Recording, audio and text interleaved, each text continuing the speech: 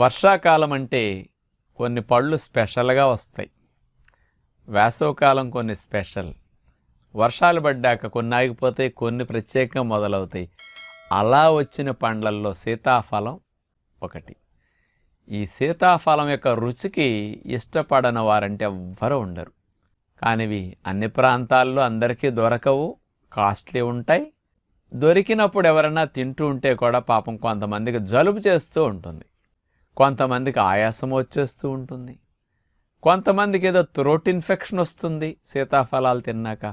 కాబట్టి ఒక్కసారి ఇలాంటి లక్షణాలు ఏమన్నా కనిపిస్తే నాకు సీతాఫలం పడద్దు అని ఒక స్టాంపు కొట్టేస్తారు సీతాఫలానికి.